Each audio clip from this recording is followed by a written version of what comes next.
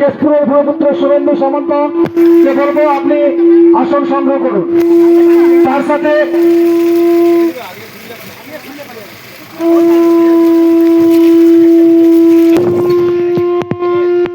BJP BJP জিন্দাবাদ BJP BJP জিন্দাবাদ কেশপুর বিধানসভা ভূমিপুত্র শুভেন্দু সামন্তকে পত্র বলছি বিপুল ভোটে জয় করুন। জয় করুন, জয় করুন, কেশপুর বিধানসভা ভূমিপুত্র শুভেন্দু সামন্তকে পত্র বলছি বিপুল ভোটে জয় করুন। জয় করুন, জয় করুন। বিজেপি বিজেপি জিন্দাবাদ জিন্দাবাদ, জিন্দাবাদ, বিজেপি বিজেপি জিন্দাবাদ কেশপুর বিধানসভা ভূমিপুত্র শুভেন্দু সামন্তকে পত্র বলছি বিপুল ভোটে জয় করুন। জয় করুন, জয় করুন। কেশপুর বিধানসভার ভূমিপুত্র আমি চেয়ার আসন গ্রহণ অনুরোধ করবো।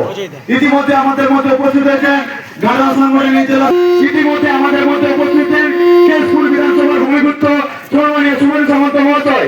তাই আমি সবাইকে অনুরোধ করবো আগে যে আমাদের আসন পাতা আছে এই আসনে পঞ্চায়েতে জয়লাভ করেছি সেই মন্ডল সভাপতি কিন্তু আমি আজকে প্রার্থী।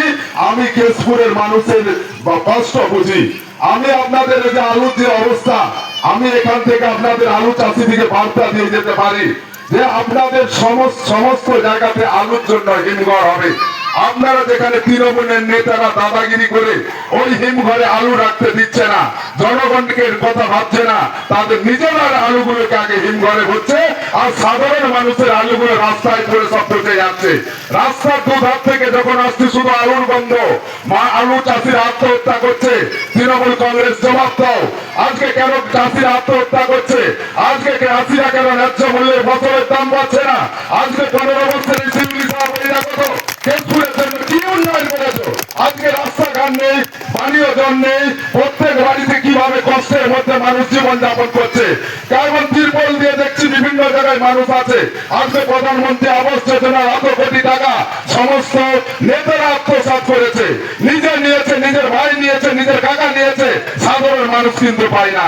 আমফান ঝড়ও আমাদের মনে আছে, কয়েক হাজার কোটি টাকা দিয়েছিল তৃণমূলের নেতারা, যা আসছে সব নিজেরা নিয়ে নিচ্ছে। যাদের পকেটে একটা বিড়ি খাওয়ার পয়সা ছিল না সেই তৃণমূলের নেতারা এখন দেখবেন বিভিন্ন ভাবে তাদের পকেট থেকে শুধু সিগারেট বেড়ায়, আর প্রত্যেক বাড়িতে দেখবেন পাকার মেঝের ঝোয়া পাথর দিয়ে বসানো নেতারা কিন্তু ঘুরছে। তাই আমি আপনাদেরকে বলছি যে আপনারা সবাই মিলে আপনাদের ঘরের ছেলে, আপনাদের পরিবারের ছেলে, আপনাদের কেশপুরের ছেলে, আপনাদের চাষি বাড়ির ছেলে, সবাই মিলে এই যে চাষিদের ন্যায্য মূল্য ফসলের জন্য আমরা আলু ভিন রাজ্যে পাঠাবো এবং সমস্ত ভাবে হিমঘর তৈরি করব।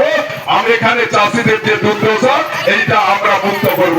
সবাই মিলে একবার এই ঘরের ছেলেকে, এই বেকার স্বচ্ছ বেকার ছেলেদের কর্মসংস্থানের জন্য, সমকাল সমবেতনের জন্য, নারী নিরাপত্তার জন্য সবাই মিলে ঘরের ছেলেকে একবার সুযোগ দিন। সবাই মিলে বলুন ভারত মাতা।